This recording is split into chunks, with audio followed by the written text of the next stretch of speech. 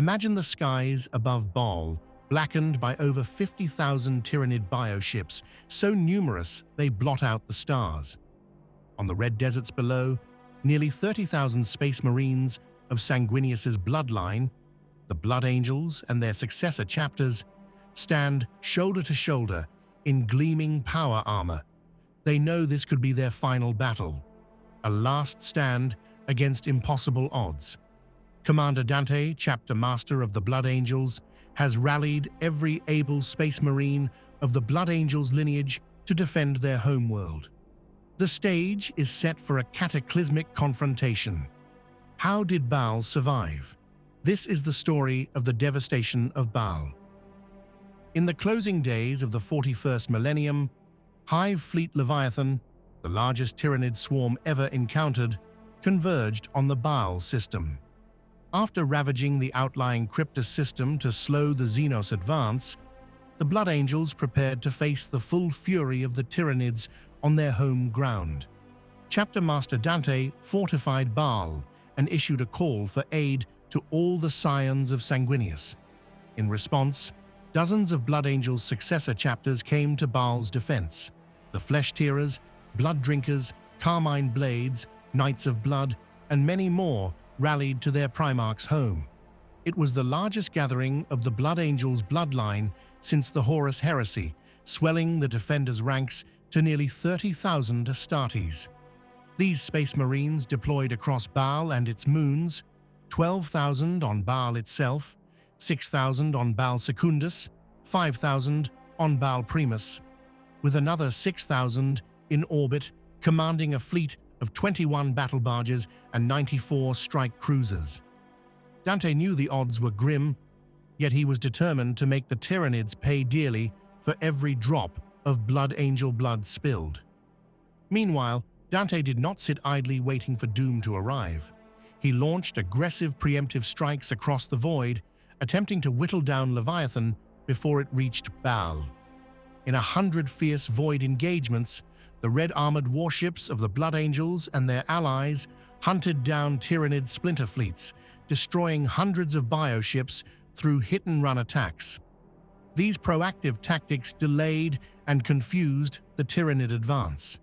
Yet despite these victories, they were but droplets in a crimson tide.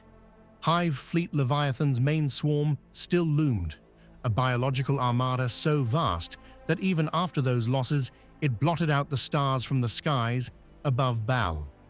The defenders braced for the inevitable, bolstered by every weapon and warrior they could muster. When the Tyranid fleet finally arrived, it came in overwhelming force. Over 50,000 Tyranid bioships descended upon the Baal system, darkening the heavens with their sheer numbers. The Space Marine fleet, under Dante's master of the fleet, Commander Bellerophon, did not flinch. They surged out to meet the Xenos in high orbit, unleashing storms of nuclear-tipped warheads and lance salvos into the Tyranid swarms. In the pitched void battle that followed, the Astartes fleet fought valiantly and exacted a heavy toll on the invaders. Over 300 massive hive ships were blasted apart amid the onslaught. For a brief moment, it seemed the Space Marines' ferocity might stall the Great Devourer. But sheer numbers told. The Tyranid bioships came on in an endless tide. One by one, the proud battle barges and cruisers of the Imperial fleet were isolated and torn apart by hordes of living missiles and gargantuan tentacled leviathans. The sky above Baal erupted in a firestorm as ships on both sides were annihilated. Among the first tragic losses was the entire Angels Excelsis chapter, whose fleet was surrounded and obliterated in the void. Even as this calamity unfolded, the Tyranids revealed yet another horror. A second wave of tens of thousands of additional bioships lurked behind Baal's moon, Baala, hidden until the initial engagement had thinned the Imperial defenses. This surprise flanking force swarmed in, effectively sealing the fate of the space battle. The remnants of the Imperial fleet, already battered and outnumbered, could only watch in despair as Tyranid landing spores and assault organisms began raining down onto Baal and its two moons. Dante's gambit in space had bloodied the enemy, but now the war would be decided on the ground, where the Blood Angels and their brethren prepared to sell their lives dearly. On Baal itself, the Blood Angels and their allies constructed a layered fortress defense around the Angelicasta, the Arx Angelicum, their great fortress-monastery. The Space Marines, assisted by ranks of Baal's mortal militia, erected 3 defensive perimeters, bristling with gun batteries and traps. A moat of what is known on Baal as thirst water, an acidic liquid fatal to organic life, encircled the outermost line. Thousands of Baalite conscript soldiers were pressed into service to hold the trenches, literally chained in place by the grim resolve of the Blood Angels' chaplains. When the Tyranid ground assault began, it came in waves of unimaginable scale. 19 assault waves crashed against the defenders, each wave larger and more ferocious than the last. The Imperial lines buckled, but did not break. Not yet. Bolters roared and chainswords hummed as Space Marines reaped a dreadful tally of Xenos with every assault.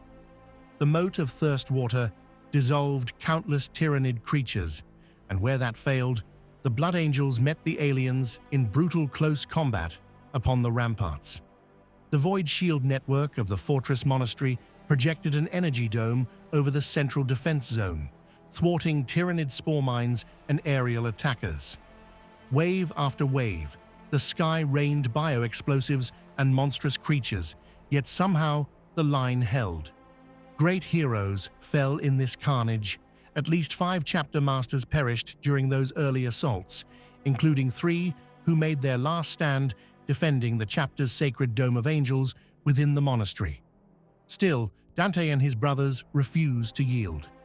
The first 19 Tyranid waves were thrown back at grievous cost, and the ground before Baal's fortress was piled high with carcasses of aliens and the bodies of the brave. But the hive mind was not finished testing Baal's defenses. Adapting to the stalemate, the Tyranids altered their strategy. To overcome the fiery moat, the invaders simply filled it with their own dead, innumerable lesser creatures drowning themselves to create a fleshy bridge over which larger war beasts could advance. Heavily armored Tyranid warriors, Carnifex biotanks, and exocrine artillery beasts lumbered over carpets of their fallen kin, smashing into the first defensive line. The outer trenches were soon overrun, their defenders either slain or forced to fall back. The surviving Space Marines grimly pulled back toward the fortress monastery, detonating charges to seal tunnels and cover the retreat of any human conscripts still alive. Sensing the void shields as the key advantage of the Imperial defense, the Tyranid hive mind hatched a devious infiltration plan. Lictors, chameleonic Tyranid assassins, slipped through the chaos of battle and located ancient underground passages beneath the monastery. In short order, swarms of burrowing Trigons and packs of gene stealers burst up from these forgotten tunnels, breaching into the heart of the Blood Angels' fortress. Gene Stealer shock troops poured into the halls, where Blood Angel neophytes lay in stasis, undergoing their transformation through the Red Grail. The Tyranids began slaughtering these helpless initiates in their incubation sarcophagi. Upon seeing their chapter's future under attack, the Blood Angels reacted with furious wrath. Dante himself led a spearhead of veterans into the depths of the monastery to purge the Gene Stealer incursion and defend the neophyte chamber. They succeeded, but this is exactly what the hive mind intended. While Dante and his elites were distracted in the lower levels, the lurking lictor sabotaged the power generators. In a pivotal moment, Baal's treasured void shield collapsed. With the void shields down, the full weight of Leviathan's swarm crashed onto the fortress. Gargoyles and winged hive tyrants descended from above, while a living sea of gaunts, carnifexes, and other horrors battered down the gates. The Blood Angels and their brethren made a fighting retreat into the inner sanctums of the Arx Angelicum, but the Tyranids were now inside their walls. Desperate close-quarters fighting erupted in every corridor and bastion. It was during this ferocious melee that 5 chapter masters died in quick succession, 3 of them falling in the Dome of Angels itself while defending the revered tomb of Sanguinius's remains. Chapters that had fought alongside the Blood Angels for millennia saw their leaders cut down one by one. The proud Angels Vermilion lost their master, as did the Angels Penitent and others. The toll was horrific. In total, at least a dozen chapter masters would fall in this battle. Even as the fortress-monastery was being overrun on Baal, fierce battles raged on the moons. On Baal Secundus, Chapter Master Gabriel Seth and his savage flesh-tearers held an important training stronghold, while the Carmine Blades chapter defended an astropathic relay station. Ancient wars of the Horus heresy had once scarred these moons, leaving behind fortified redoubts which the Space Marines now pressed into service. For a time, these bastions and relic weapons allowed the defenders on Baal Secundus to hold their own.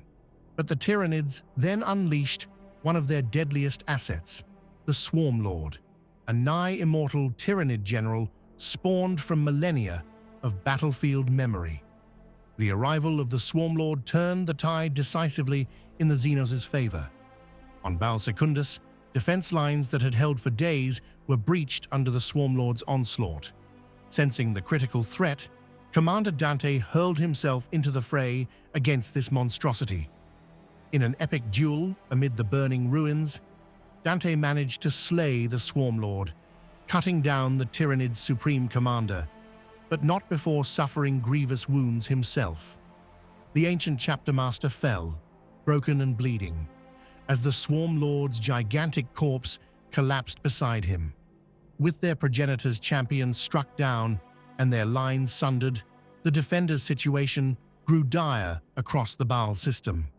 The Tyranids commenced the harvesting of Baal and its moons, a grotesque process of biological consumption.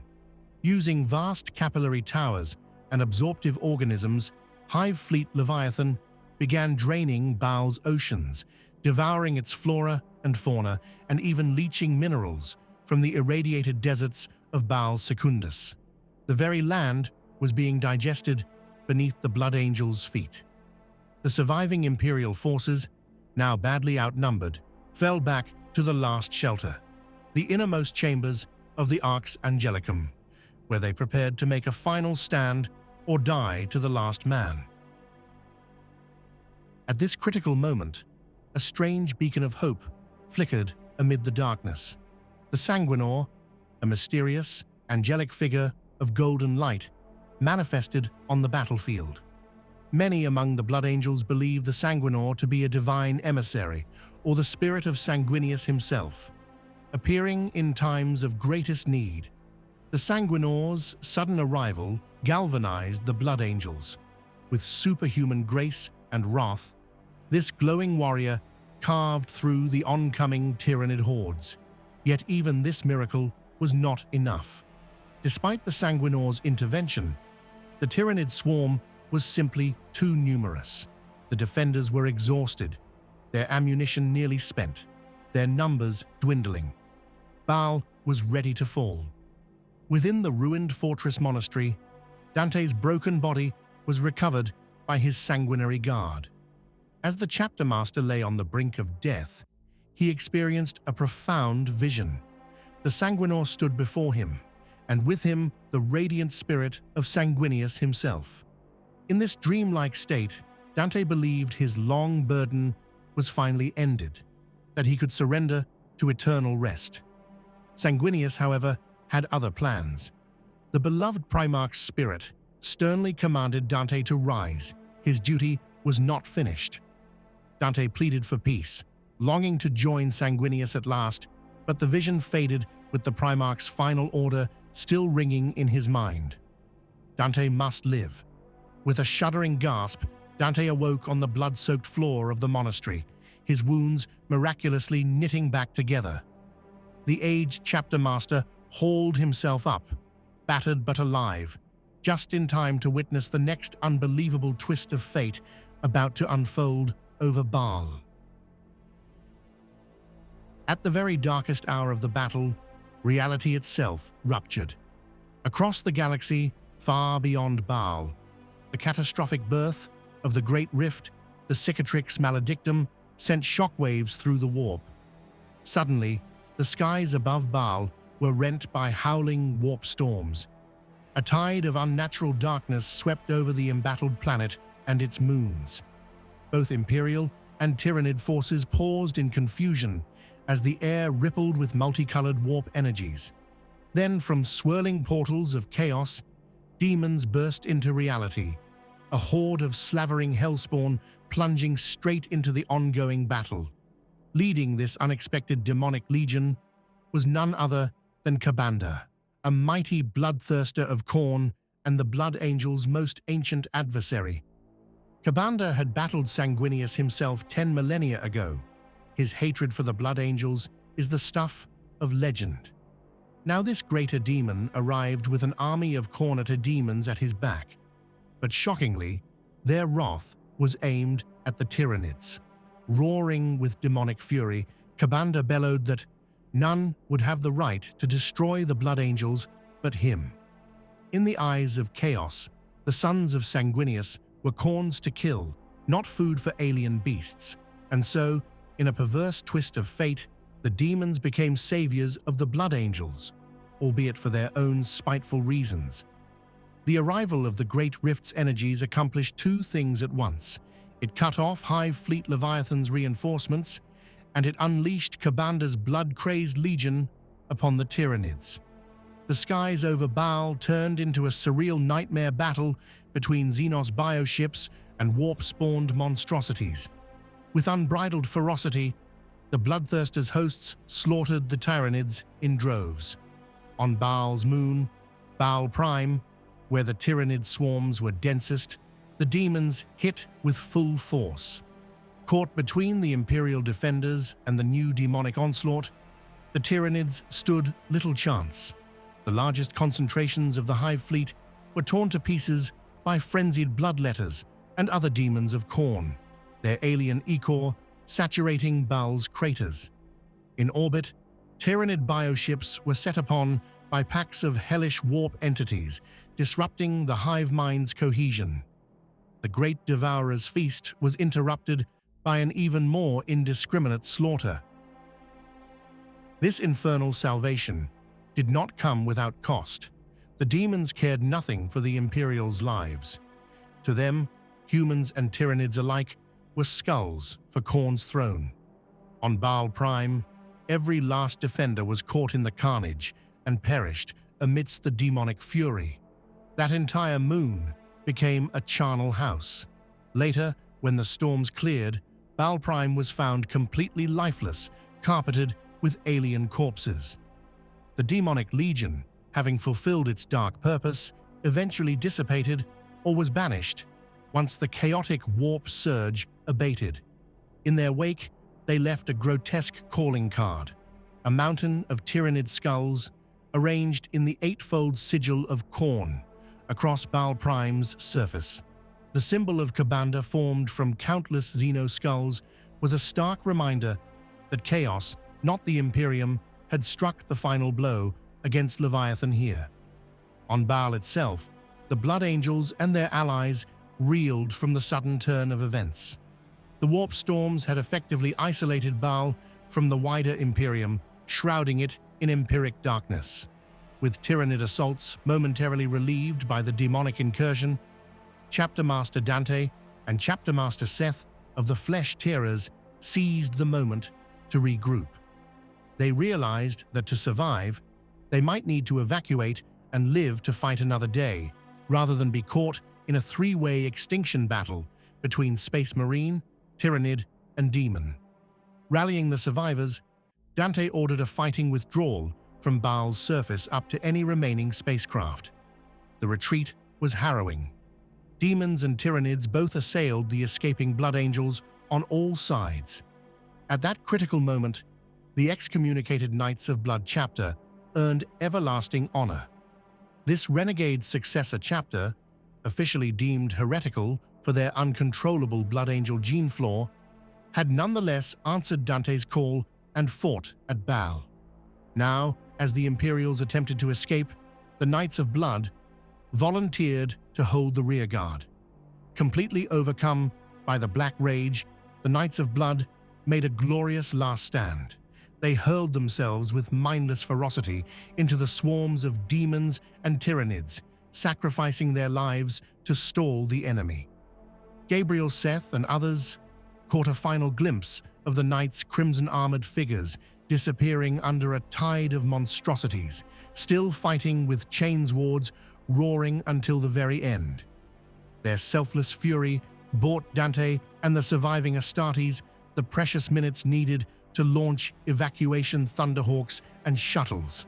Against all odds, a remnant of the Blood Angels and their allies escaped Baal's surface and regrouped in orbit, battered, heartbroken, but alive. As the few remaining Imperial ships floated above a ravaged Baal, the Blood Angels prepared for what might be their final moments. They were gravely few, stranded in a warp storm, and their beloved homeworld lay in utter ruin below. Yet fate had one more turn. Help was on the way. Just when all hope seemed lost, new warp signatures flared at the edge of the system. The Indomitus Crusade fleet, led by the resurrected Primarch Roboute Guilliman, translated out of warp at Baal. Guilliman, the Imperial Regent, had been racing across the stars to relieve beleaguered worlds in the wake of the Great Rift, and now he arrived in the nick of time for Baal.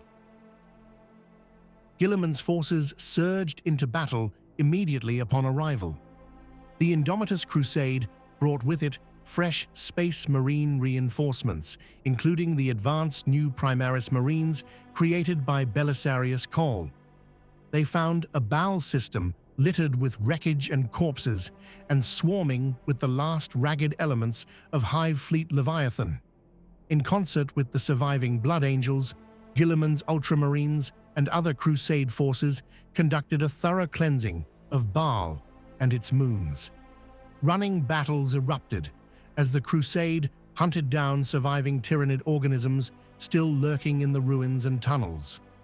Working systematically, the combined Imperial forces purged every last Xenos bioform they could find.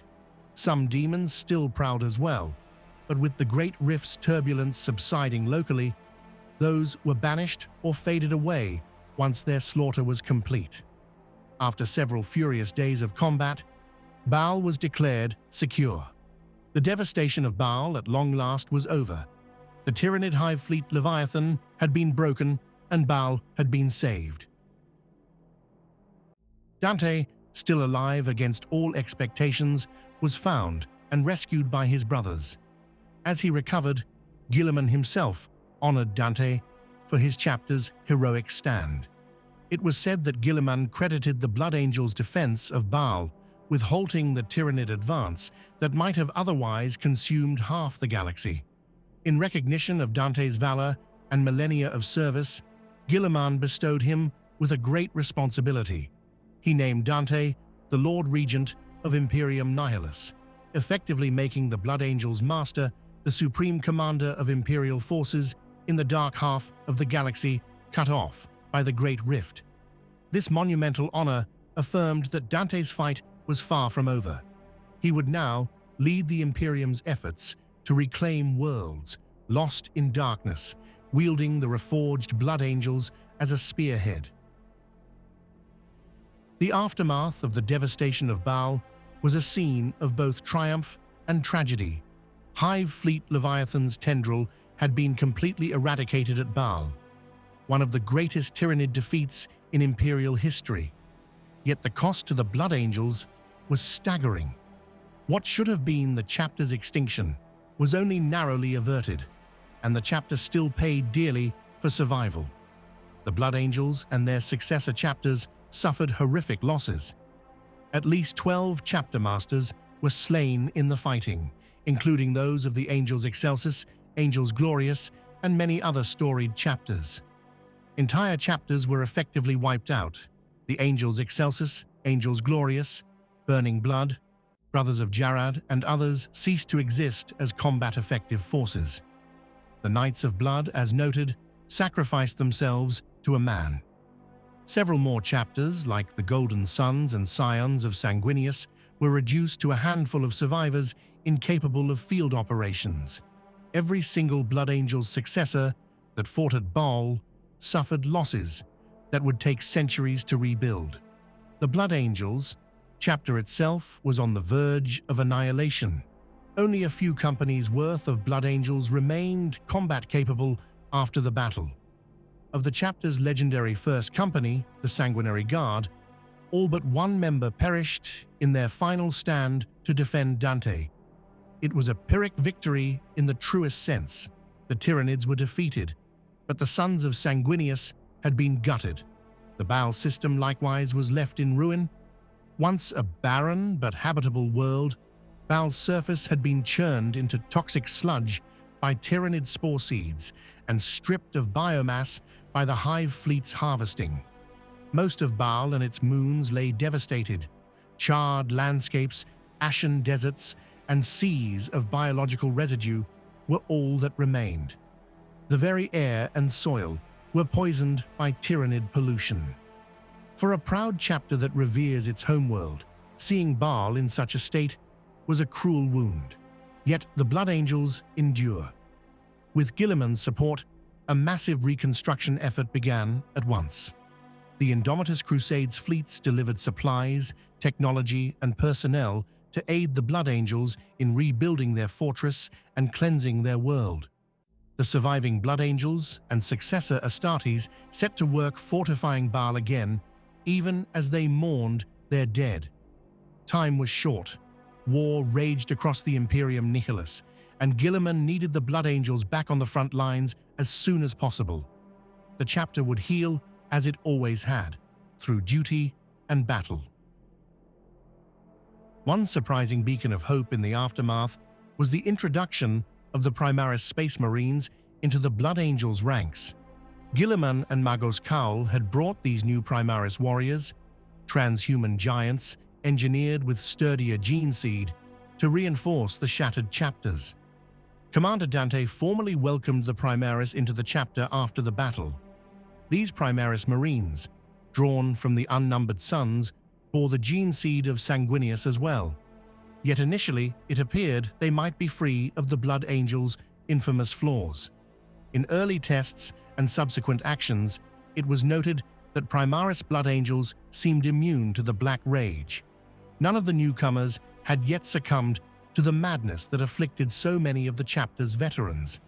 They did, however, still experience the Red Thirst, the craving for blood that is the precursor to the Rage. Some Primaris showed an uncanny ability to master this fury, channeling it without falling into berserk fury. This offered a tantalizing possibility that the gene curse which had haunted Sanguinius's lineage for 10,000 years might at last be mitigated or overcome. Of course, time would tell whether the Primaris were truly a cure or if the Black Rage would emerge in them as well. Indeed, later experiences would show the flaw is not so easily escaped, but in those hopeful early days after Baal's salvation, the Blood Angels dared to dream that their curse might finally be lifted. For the Blood Angels, the devastation of Baal was a trial by fire that tested every ounce of their resolve, faith, and brotherhood. In its wake, questions lingered. Why had the ruinous powers, their enemies, intervened in such a bizarre way? What did it mean that a demon's actions had saved the chapter from the Tyranids? Many among the Blood Angels see a darker message in Commander's intervention, that the chapter's saga with chaos is far from over, and that the Bloodthirster still intends to claim their souls in the end. Others take a more spiritual view. Perhaps it was the Emperor's will, or even Sanguinius's guiding hand, that orchestrated these events to spare the chapter from oblivion. It is a fact that Dante's vision of Sanguinius urged him onward at the pivotal moment, and the Primarch's guidance seemingly pulled him back from death. Such occurrences fuel the belief that Sanguinius's spirit watches over his son still. As for the Emperor, some note that Guilliman's timely arrival could be seen as divine providence. The Lord Commander arrived at precisely the right moment to secure victory from the ashes of defeat. In truth, no one can say for certain. Warhammer 40,000 is a universe rife with coincidence and fate, where the line between luck and the divine is often blurred. In the end, Bold survived, against all odds. The Blood Angels now bear the scars of that apocalyptic battle, both in their gene memory and on their devastated homeworld, but they also emerged with renewed purpose. Dante, now bearing the title Lord Regent, leads his reforged chapter, augmented by Primaris recruits, in a relentless crusade across the stars, determined to honor those who fell by destroying the enemies of humanity. The devastation of Baal has already passed into the chapter's legend as a second siege of terror in spirit, a moment when the Blood Angels stood at the very brink of annihilation, yet refused to yield. It showcased the very best of the Blood Angels' nobility and the very worst of their genetic curse, often in the same moment. The chapter was willing to sacrifice everything to protect the Imperium, and by a mix of valor, sacrifice, and strange fortune, they prevailed. As the Blood Angels rebuild, the galaxy around them teeters on an even darker edge. The opening of the Great Rift has plunged half the Imperium into chaos and constant war. But the sons of Sanguinius, now led by one of the Imperium's greatest heroes in Dante, stand unbowed. They carry forward the legacy of Baal, their faith tempered in that crucible of blood. The devastation of Baal will be remembered as a defining chapter of the Blood Angels saga, a saga of tragedy, heroism, and perhaps the touch of the divine.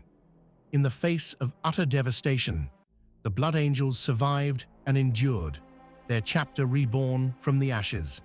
Whether by the hand of the Emperor, the spirit of Sanguinius, or simply the unwavering courage of immortal heroes, Baal lives on, and the Blood Angels fight on, red wings unfurled against the dying of the light.